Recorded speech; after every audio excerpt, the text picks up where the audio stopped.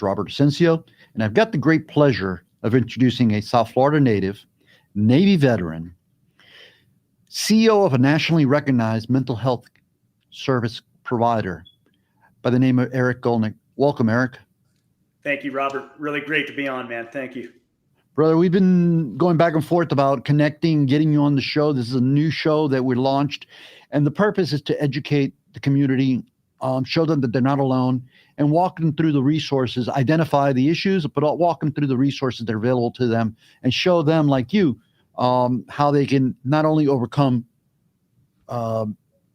conditions, but also, come out on the other side as a very healthy, strong individual, productive individual. Absolutely. So, Eric, let's get into it real quick.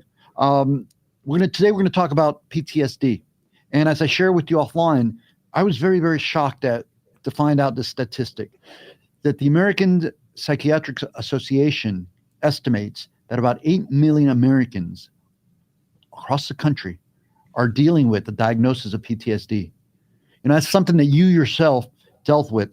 And you have immense courage by sharing your story. And I want you to share your story with us about how you, after serving our country during wartime, dealt with PTSD, what you look for, what you found, and the void that you are actually filling by providing help. But before we go into your background, I want to share a little bit, another piece here with the audience.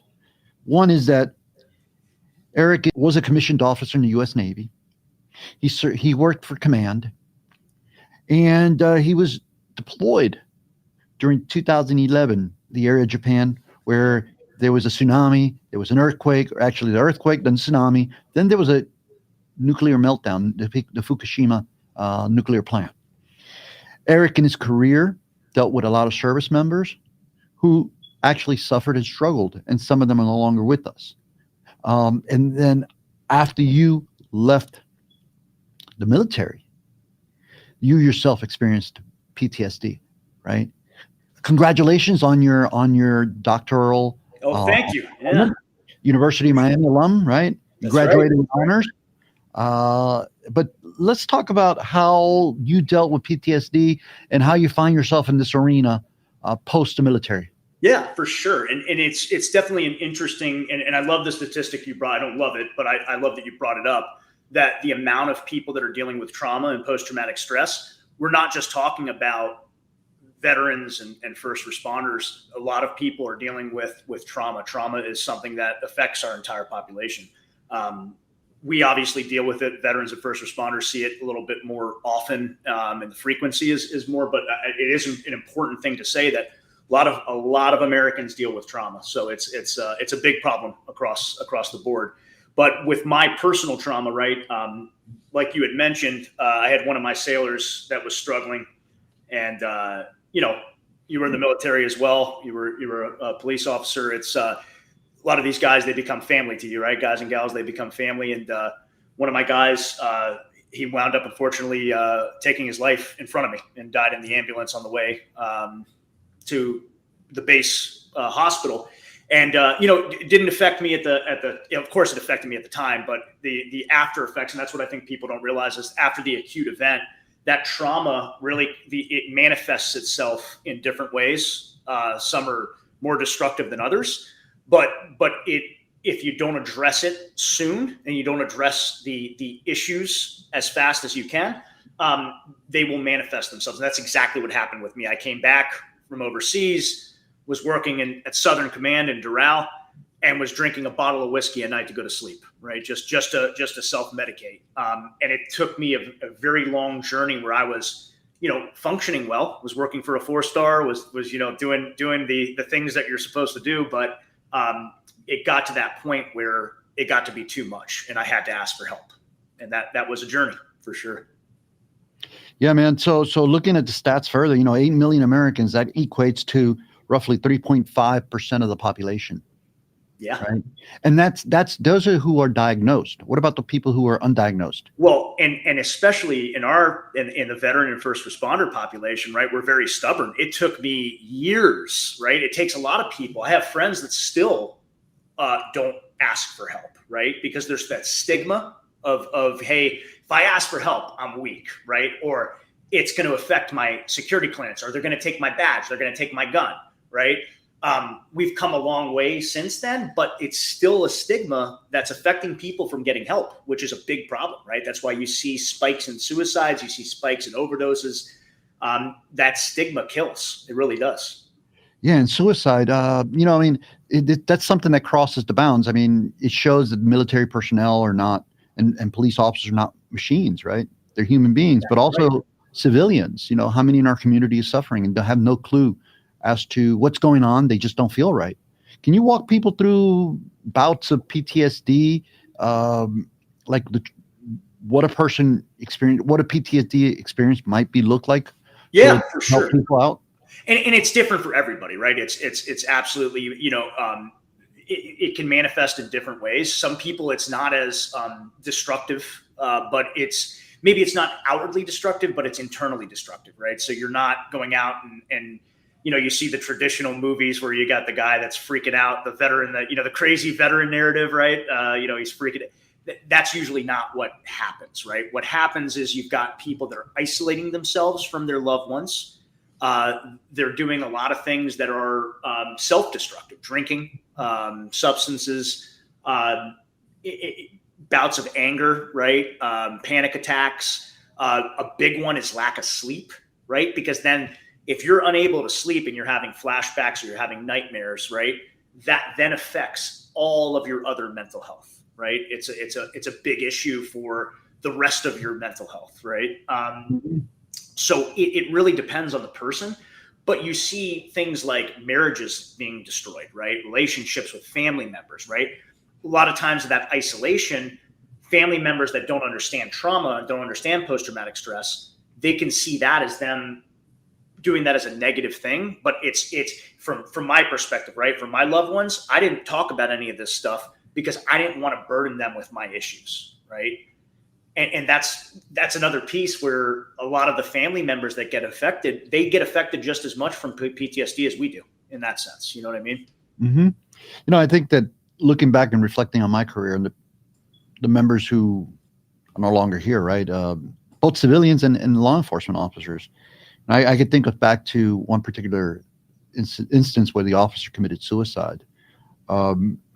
He was suffering, but you could not tell that the guy was suffering, right?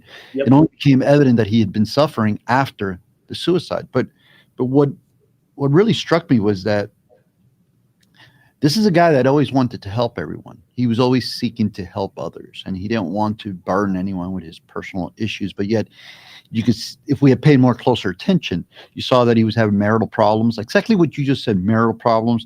Yep. There was a problem with, he was drinking a little bit too much. Yep. Sometimes come to work. You tell that he was out partying. You couldn't smell it on his breath. You couldn't see it in his clothing, but you could see that he had been partying. And I think it's just that macho, having known the individual, it was that macho thing that if he had said that he was in trouble, if he had reached out for help, it was a time that, let's face it, administration would have looked down on him. Of course. Yeah. And maybe family would have looked at him as weak. What do you say to people like that? I still run into it with some of the chiefs that we work with in some of the states, that we have clinics in, right? Where some of it is internal dialogue where it's like, hey, if X happens, if I say something, but then some of the leadership, right? This is where the problem comes in. Some of the leadership will, and you and I have talked about this in the past, they'll use mental health as a way to get rid of their problem children, right? Well, they'll say, hey, I'm going to send you to medical. We're going to send you to psych services because you're a pain to me and I want to get you out, right? So, there's kind of it's a two-edged sword, right? I think it's getting better now where leadership is starting to take it seriously, right? Now that we're seeing, but to your point, we're only seeing the signs when we do what we call forensics, right? When we're looking at the forensic, when you're looking at a suicide completion, right? And you, exactly like you're talking about, you're looking at the signs, the marital problems, could be financial problems. It could be a whole host of things that led to that. What are we doing to get upstream to make it where these guys and gals feel like they can get help without being judged, without having that stigma, without worrying about their career, their family, all of that stuff, right? Yep. So let's segue something to something that your company, right? You, I guess, I don't want to put words in your mouth, and I would like you to explain like what led up to this. But you're a co-founder of Forge Health. I know you founded some other behavioral, mental health type service oriented companies, but specifically to Forge Health, was it your advocacy work that led you to that? And then you obviously went to the U.S. government, and now you're recognized, and I believe you provide some funding, or they provide some funding for you, the Veteran Affairs. Talk to us a little bit about that and what you're doing in your clinical work. Yeah, sure. And so I started this company with actually a guy I went to University of Miami with. We were in ROTC together at University of Miami. With his family, we started this together. He wasn't as smart as me. He went Army, he couldn't go. Hey.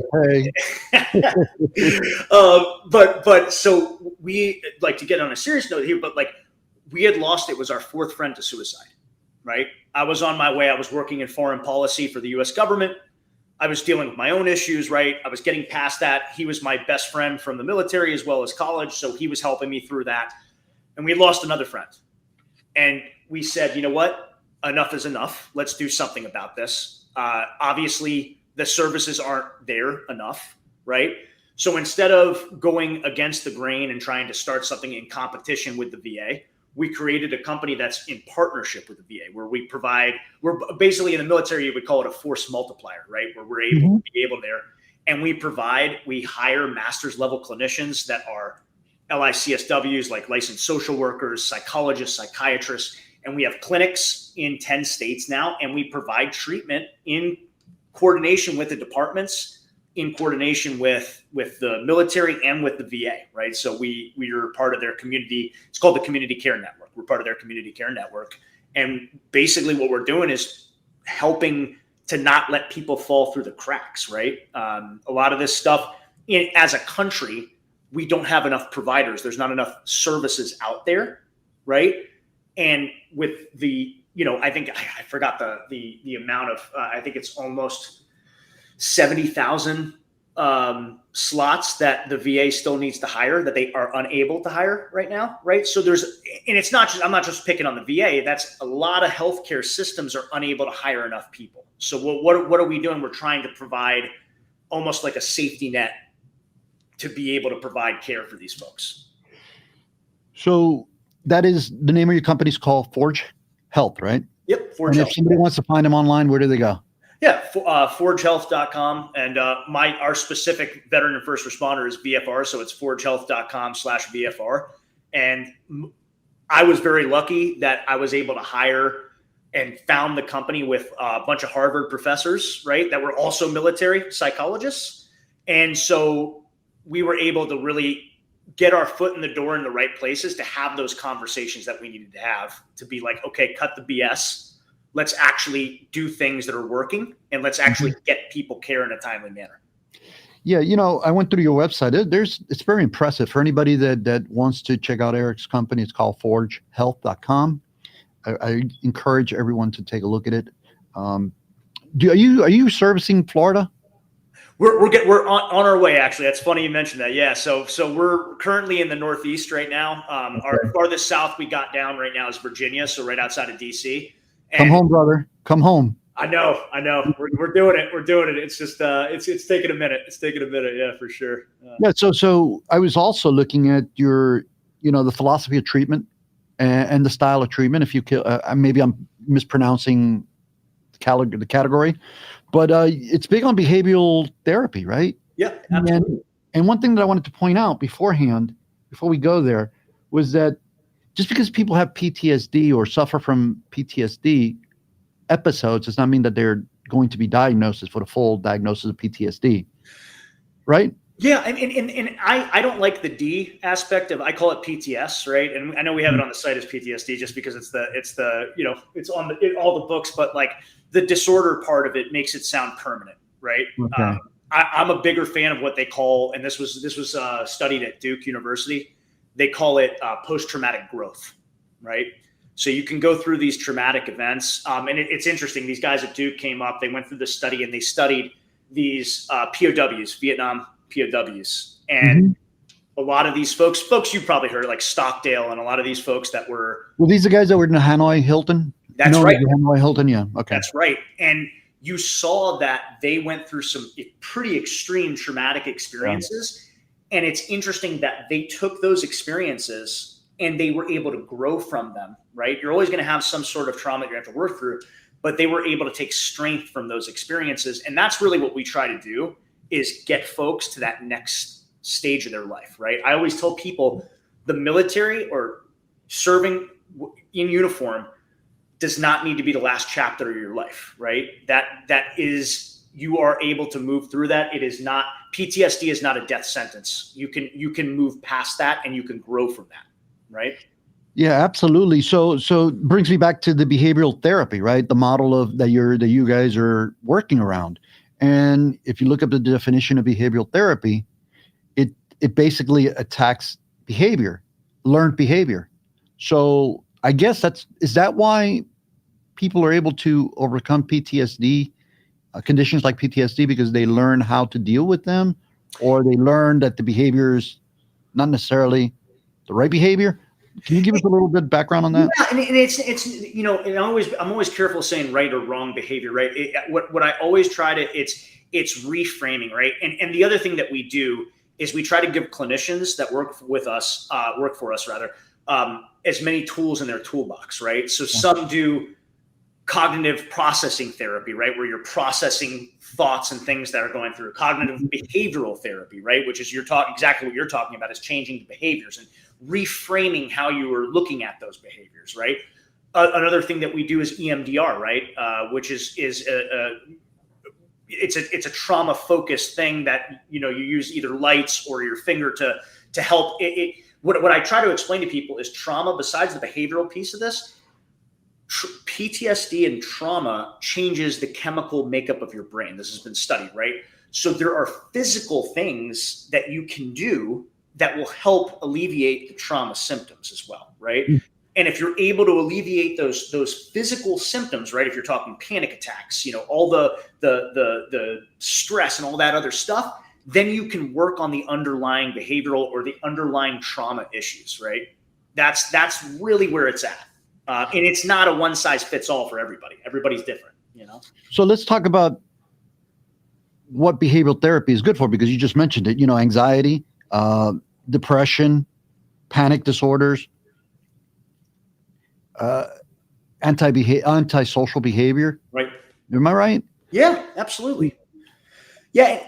And again, right, I think the symptoms, right? The symptoms. So this is where we get, it gets a little fuzzy here, right? Because a lot of people think that the SSRIs, the medications, right, that's going to be the cure, right? The medications are a tool. All of these things are a tool, right? Mm-hmm. If you don't work on the underlying trauma that's causing this stuff, right? That is you're going to get right back into that cycle, right? So really it is, we do what we call integrated care, where we're working with the physical health side, right? So if you're dealing with trauma and then you're also dealing with chronic pain, like a lot of us had to deal with heavy equipment, and it's easy to take painkillers or medication to cope with that and cope with the trauma, right? And then you get into that habit. So you have to address things holistically, right? So when you're addressing like trauma, you're addressing the anxiety, you're addressing the physical, antisocial behaviors, all that stuff, it can't be done in a vacuum. You can't be doing it one thing at a time. It has to be done holistically, right? Mm-hmm. Definitely. So I guess the most important thing are the three pillars of which not only you guys operate under, but those who are in similar fields or similar practices. And that's to identify, recognize, and manage the situation, right? But I think the problem often lies with recognition. Like, we all experience some level of panic, right, in our lives, right? We can be driving down the road and you get oh my God, I almost hit somebody, or somebody almost hit me. But it's really recognizing what's not healthy, what type of reactions are not healthy.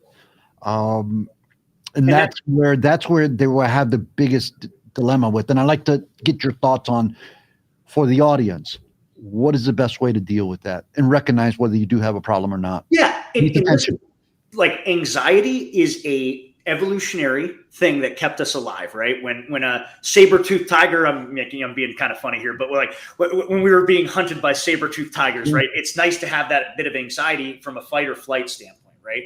Those are, to your point, recognizing what is healthy and what is unhealthy, right?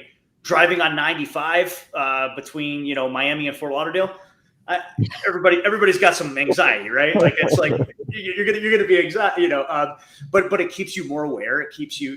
That's a healthy amount of anxiety, right? Where you're like, okay, I need to be aware of my surroundings. If you're sitting at a restaurant and you're checking the doors every 10 seconds and you're kind of thinking there's 360-degree threats, like you're back in Afghanistan, that's unhealthy, right? Or you're at home and those. Like recognizing, and I think that's where a lot of these therapies are super helpful. It's being able to identify that and being able to say, okay, I'm in a safe place here. I'm at my house. I'm in a restaurant. Like things are going to be fine, right? It's a lot easier said than done, right? But it takes time and it takes a while.